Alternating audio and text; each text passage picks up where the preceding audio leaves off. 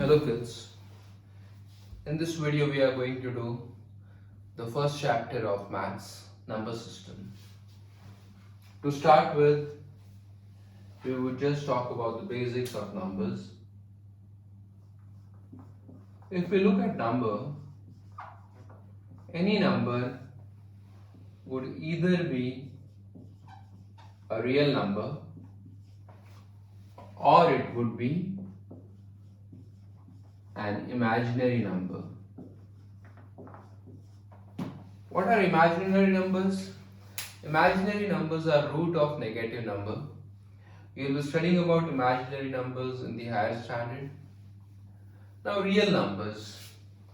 Rest all numbers other than imaginary numbers are called real numbers. Real numbers could be rational or it could be irrational. A set smaller than rational is integer. Set smaller than integer is whole number, and the smallest of set is natural number. Now what are natural numbers? So we know all positive integers 1, 2, 3 and so on. So we can say the smallest natural number is 1 and the largest natural number is infinity. After natural number, the next set is whole number. Whole number is a set slightly bigger than the natural number. So the only new element in whole number is 0. So we can say whole number is 0 and all positive integers. So which is the smallest whole number? 0, and the largest whole number is infinity. Integers. Integers comprises of 0, the positive numbers and the negative numbers. Rational number. Rational number will have all the integers. Besides the integers, the rational number would have the negative fractions, the positive fractions, decimal. So it already has all this here, and besides that you also have the fractions. Now what are irrational numbers? Irrational numbers are root of non-perfect square term. Numbers like root 2, root 3, root 5, all these are irrational numbers. So you should always keep this chart in mind.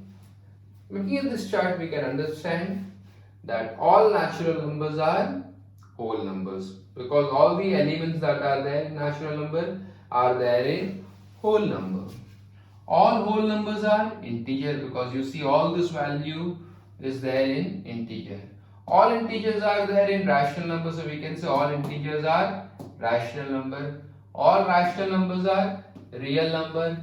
All irrational numbers are also real number, but real number can be rational or irrational.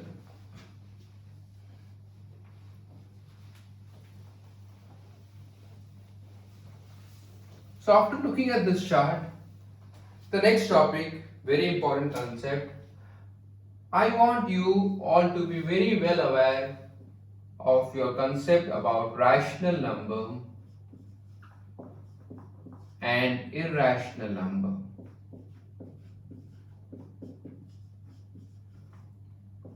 Starting with definition. What are rational number? We say those numbers which can be expressed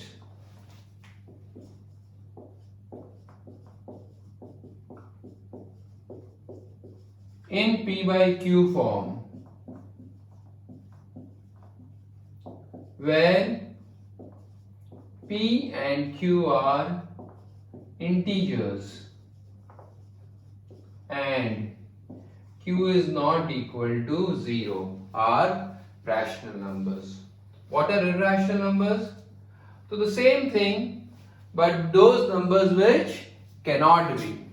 Yes, irrational numbers cannot be expressed in P by Q form, where P and Q are integers and Q is not equal to 0. So what are rational numbers? Rational numbers are those numbers which can be expressed in P by Q form, where P and Q are integers and Q is not equal to 0.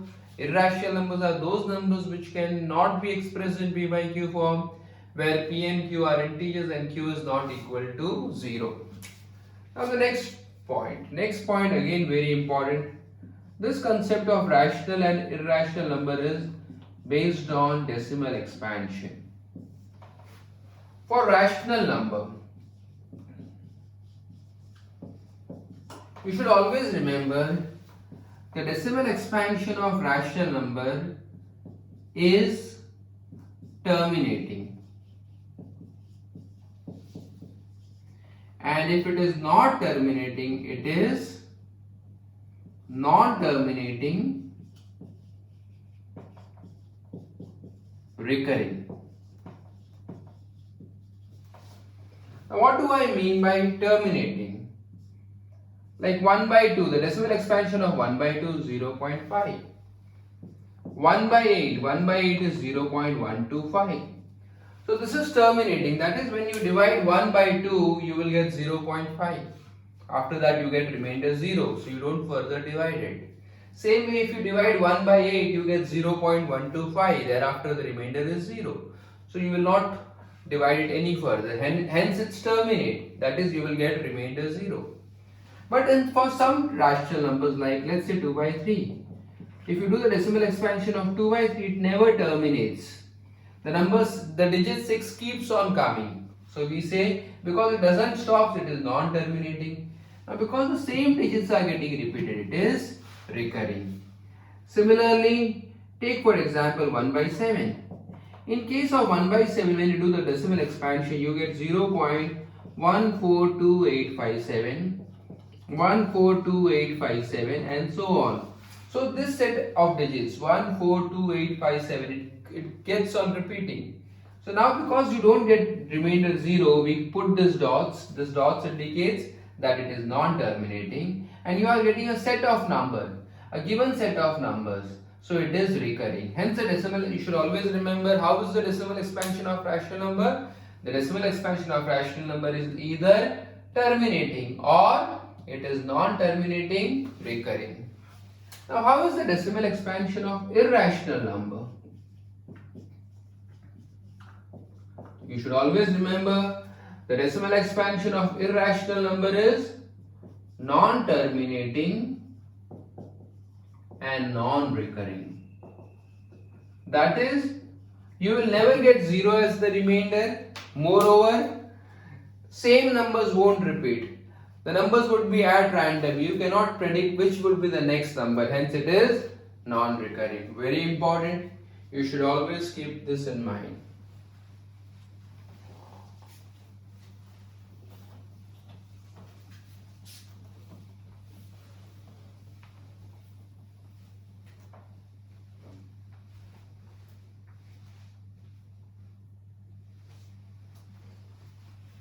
Now, moving on to the textbook,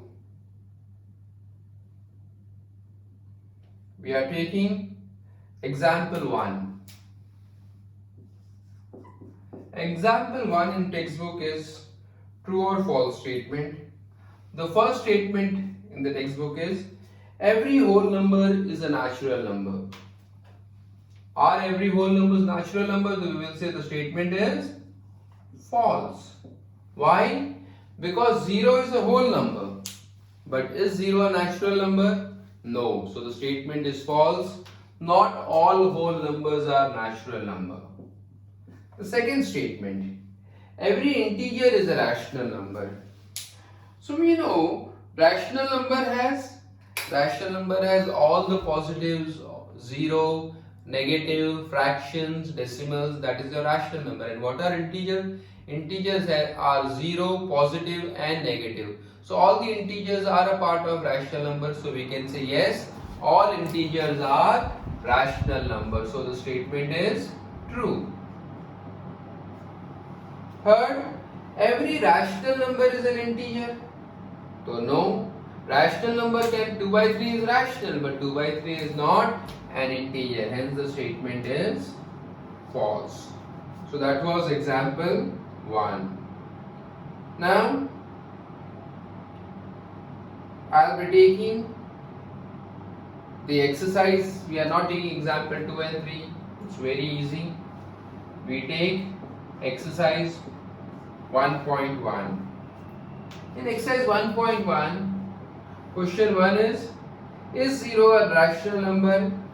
Can you write in the form P by Q? So we can say yes, 0 is a rational number. Why? Look, any number, if it is rational, it should be written in the form of P by Q. So we can write 0 as 0 by 1, 0 by 2, 0 by 3.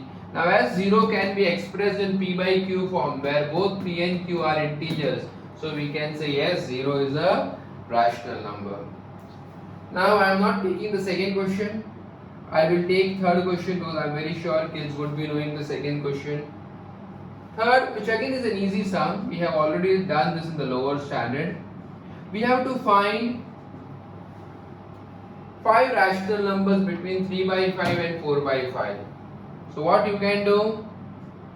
To find 5 numbers, you can multiply a number just greater than 5, say 6. So you multiply 6 to the numerator and denominator. So we can say 3 by 5 is nothing but 18 by 30.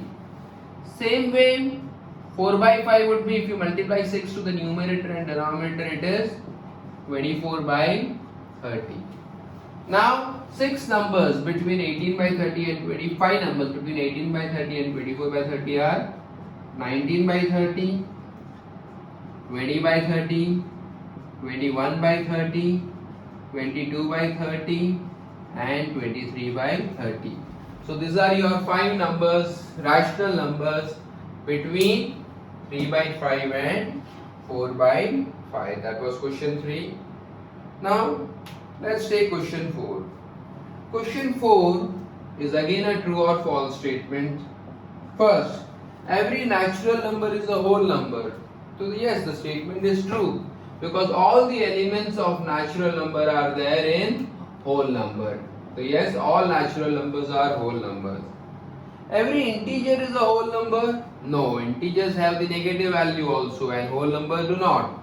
So this statement is false. Third, every rational number is a whole number. Now rational numbers like 2 by 3 is rational, but 2 by 3 is not whole number. So we say the statement is false. So that completes exercise 1.1.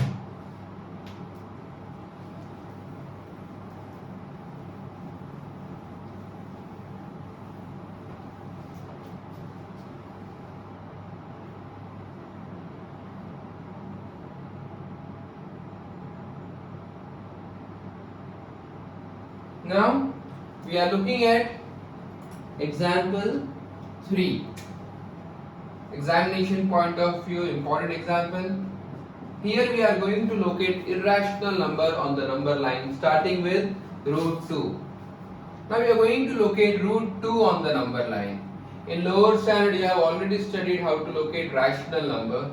Here we are studying how to locate irrational number. So draw a number line. Take scale as 1 unit equals to 2 centimeter. So you will write scale as 1 unit is how much? It is 2 centimeter. Now you construct an isosceles right triangle with the equal sides as 1 unit. So let's say this is your O origin, this is A. OA is 1.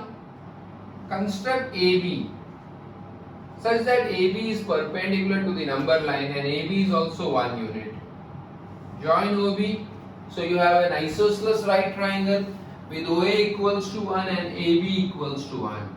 Using Pythagoras theorem, if you try to find the value of OB which is the hypotenuse, we know OB square would be OA square plus AB square. How much is OA? 1 and how much is AB? 1. So this is 1 plus 1. Therefore OB square is 2. If OB square is 2, you take the square on the other side. If square goes on the other side, it would be square root. So you get OB as root 2 units. So we know this length is root 2. So now you want this length on the number line. So what you do, take O as center and OB as radius and draw an arc. Now this point P, therefore OP will be equal to OB. OP is equal to OB. Now how much is OB? OB is root 2. So this point P on the number line will denote root 2. So this is how you construct root 2 on the number line. Let's take the next example. Example 4. In example 4, we have to construct root 3 on the number line. We will have a similar approach. First, you will construct root 2. So step 1, let's construct a number line. We will take the same scale. Take 1 unit equals to 2 centimeter. Now we already know how to construct root 2. This is OA. Construct AB perpendicular to the number line such that AB is 1 unit. This right triangle, we know this is OB will be root 2. We have shown the working. For root 3, construct BC perpendicular to OB such that BC is also 1. Now if you join OC, you know triangle OBC is a right triangle. Now using Pythagoras, for triangle OBC, if you try finding the hypotenuse OC, we will say OC square is OB square plus BC square. How much is OB? OB is root 2. And how much is BC? BC is 1. What is root 2 square? Root 2 square is 2 and 1 square is 1. So this is 3. So OC square is 3. If square goes to the other side, it will be square root. Hence OC equals to root 3 units. So now you know OC is root 3, but you want it on the number line. So what you do is, take O as center and OC as radius and draw an arc. This point P would represent root 3 because OP is equal to OC and OC is root 3 units. So this is how you construct irrational number on the number line. That was example 4. After example 4, let's take exercise 1.2.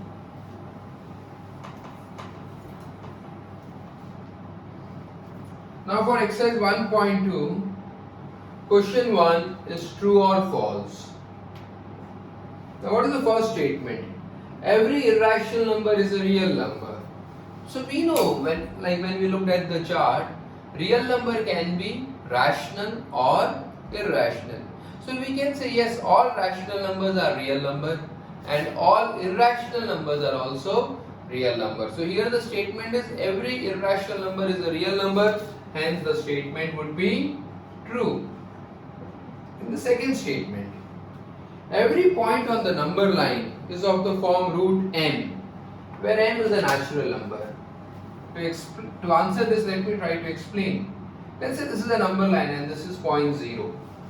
The statement says that every point on the number line can be expressed in root m form. So now 0 is a point on the number line. Can you write 0 in root m form? So yes, we can write 0 as root 0. Yes. So it is possible to write the point in root m form. But then they have said where m is a natural number. Is 0 a natural number? No. So the statement is false. Just for the sake of concept of 1. Can you write 1 as root 1? So yes, 1 can be expressed in root m form. What is m here? M is 1. Here m is a natural number. For 1 the statement is true. For 2, 2 can be written as root 4. Here again m is true. M is a natural number. But what if the number is minus 1? Now minus 1 cannot be written as a root of any number. Hence we can say yes, the positive, all whole numbers can be expressed in root m form, but m is not necessarily a natural number, and you can never express the negative integers in root m form. Hence this statement is false. The third statement, every real number is an irrational number. So as we discussed right now, real number can be rational or irrational. So it is not necessary that every real number is a irrational number, it can also be rational, hence this statement is false. That was question 1. Now question 2 of exercise 1.2. What is question 2? Are the square root of all positive integers irrational?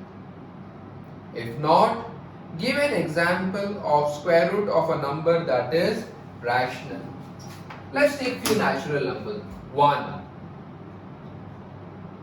What is the square root of 1? It is 1. And this is rational. What is the square root of 2? It will be root 2. This is irrational. What is the square root of 3? Root 3. It would be irrational. What is the square root of 4? Square root of 4 is rational. So we observe that square root of all positive integers are not necessarily irrational. They can be rational, they can as well be irrational. But what do we notice? When are they rational? Like the root of 1 is 1. The root of 4 is 2. Now it was rational when the number was a perfect square term.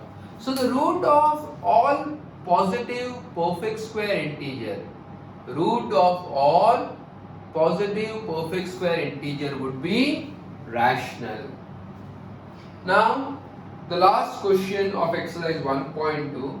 In the last question we have to express root 5 on the number line. We saw root 2 and root 3. Now we have to express root 5 on the number line. We would have a similar approach. Step 1, construct a number line. Take the scale as 2 cm equals to 1 unit. Step 2, construct root 2. So how do we construct root 2? Taking OA as 1, construct AB perpendicular and take AB also as 1. So we know this is going to be root 2. Step 2, construct root 3. How to construct root 3? Construct BC perpendicular to OB and take BC as 1. We already saw this.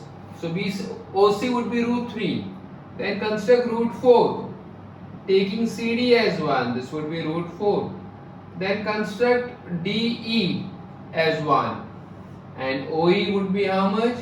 OE will be root 5. Now to mark OE on the number line, take O as center and radius OE and construct an arc.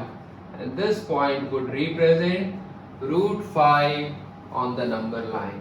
Yes, the name of this method is spiral method. You have an alternative approach to construct root 5. Can't we directly construct this right triangle? In this right triangle, if you notice, how much is OD? OD is root 4. What is root 4? Root 4 is 2. And how much was DE? DE was 1. So, rather than constructing this many triangle, you could straight away construct, first step, construct a number line. Second step, construct this right triangle with the sides containing right angle as 2 and 1. So take OA as 2, construct AB perpendicular to the number line where AB is 1. So now your OB will be root 5. If you want to show the calculation using Pythagoras, OB square would be OA square plus AB square. How much is OA? 2. And how much is AB? 1. So this is 4 plus 1. Therefore OB square is 5. If OB square is 5, OB is root 5 units. Yeah? When the square comes on the side, it would be square root. So this is how you construct root 5 on the number line 1 using the spiral method, and second you can have this alternative method. So that was exercise 1.2.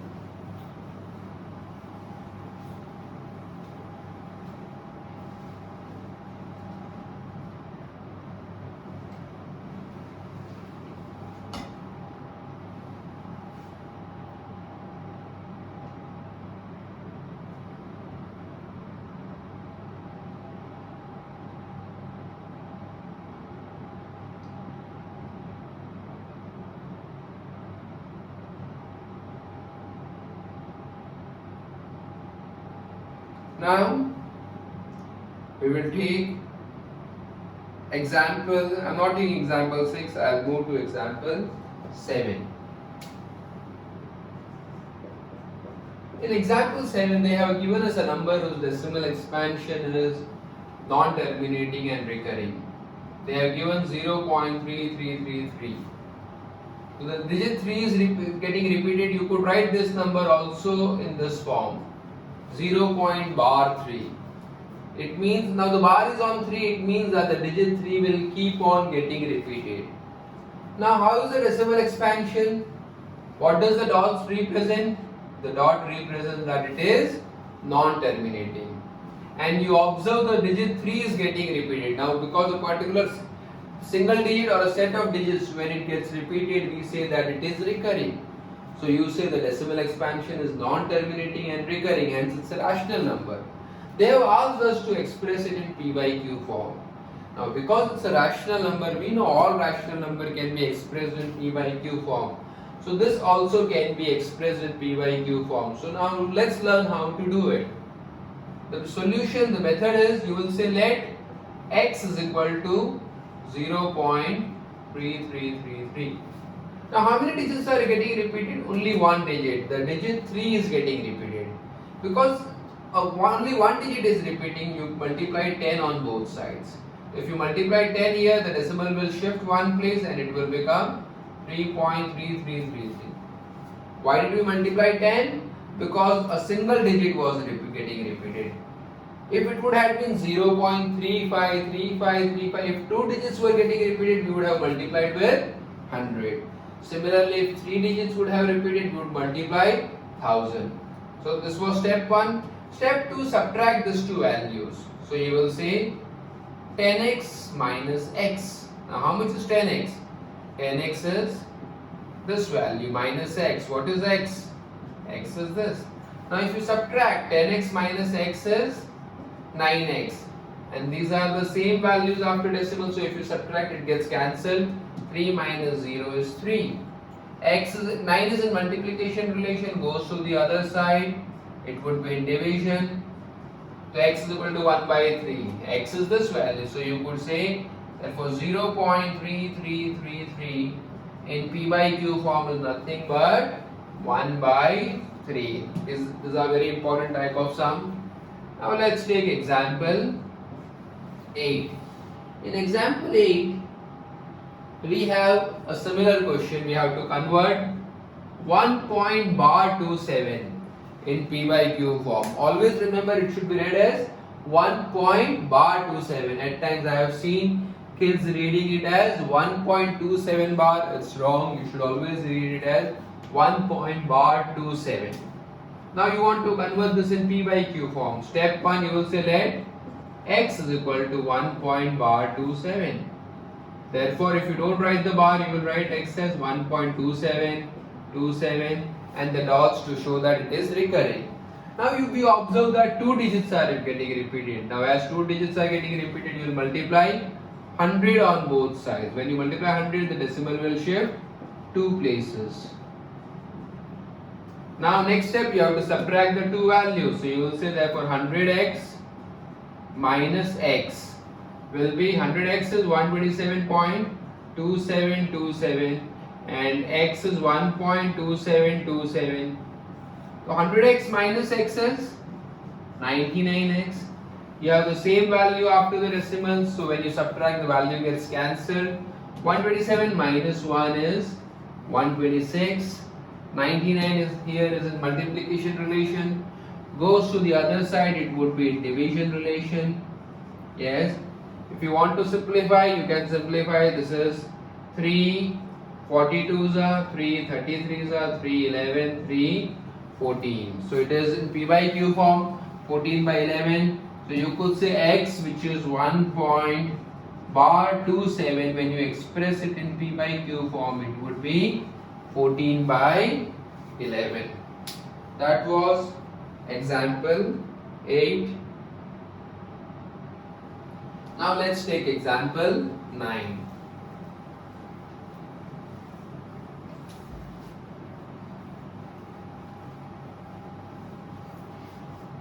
Example 9, again a similar question.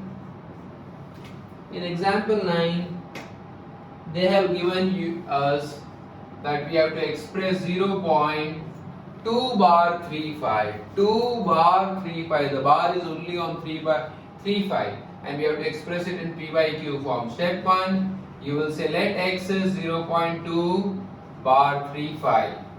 So now if you remove the bar, you will write x as 0.2, 35, 35 and so on. How many digits are getting repeated? 2. So what will you multiply? You will multiply with 100. So on multiplying 100 on both sides, the decimal shifts 2 places, 1 and 2. So the decimal will come after 3. So you write this as 23.535. Yes. Now next step, we subtract these two values. So you will say therefore 100x minus x. What is 100x? 23.535. 35. I missed the dots. Don't forget the dots. And what is x? X is 0.235. Now 100x minus x is 99x. Here in the decimal we observe that after from the second digits, in both the numbers we have the same value, so it gets cancelled. 5 minus 2 is 3. 23 minus 0 is 23. This 99 is a multiplication relation, goes there, it would be division. If you remove the dot, one place, so 1 0. So this is your x, but what was x? X is 0.2 bar 35. In P by Q form it would be 233 by 990. Yes, that was example 9. Let's take example 10. In example 10, they have given us two rational numbers, 1 by 7 and 2 by 7. Are they rational? Yes, they are rational. How do we say they are rational? Because they are expressed in P by Q form and both P and Q are integers, hence it is rational. In this question, what have they asked? They have asked us to find an irrational number between 1 by 7 and 2 by 7. Now you want to insert an irrational number between these two. It means that the irrational number should be greater than 1 by 7 but smaller than 2 by 7. So now first let's find the exact value of 1 by 7 and 2 by 7. How will we find? We will find the values by performing long division, which I guess you would be very well you would be able to do it by yourself. So when you do the long division of 1 by 7, you will get the value 0.142857 and the decimal expansion of 2 by 7 is 0.285714. So these are the decimal expansion of 1 by 7 and 2 by 7. Now because these two numbers were rational, we know the decimal expansion of rational number is either terminating, but here you observe there is a bar, so it is not terminating, it has to be recurring. So it is non-terminating and recurring. But now you want to find a value which is between these two, and that value should be of an irrational number. Now how is the decimal expansion of an irrational number? So we know the decimal expansion of an irrational number is non-terminating and non-recurring. So whatever number that you are going to write between these two, you should bear in mind that the number has to be non-terminating. So how do you represent non-terminating? By the dots, and the number should be non-recurring. Yes. Now you know that the number has to be greater than 0.14 and less than 0.28. So you can say therefore the irrational number between 1 by 7 and 2 by 7 is greater than 0.14. You write 0.15. Yes, you cannot stop here. If you stop here, it will be a rational number. Why? Because no dots, it is terminating. Now you want to make it non-terminating as well as non-recurring. So how do we write an irrational number? You could say 0, 1, 0, 0, 1, We do this to show that the same number is not getting repeated. And the dots. The dots represent non-terminating, and the same digits are not getting repeated, so it represents non-recurring. So the decimal expansion, this very decimal expansion is non-terminating and non-recurring. As it is non-terminating and non-recurring, it is an irrational number. If let me give you one more example. A child could have written between 0.14 and 0.28. Someone could have written 0.20. Now 20 is greater than 14 and less than 28. Now the child could have written 12, 112, 112, and so on. Again, the dots represent non-terminating, and the way we have written the number, the pattern shows that different number digits are getting repeated. Hence, it is non-recurring. As it is non-terminating and non-recurring, it is an irrational number. Yes.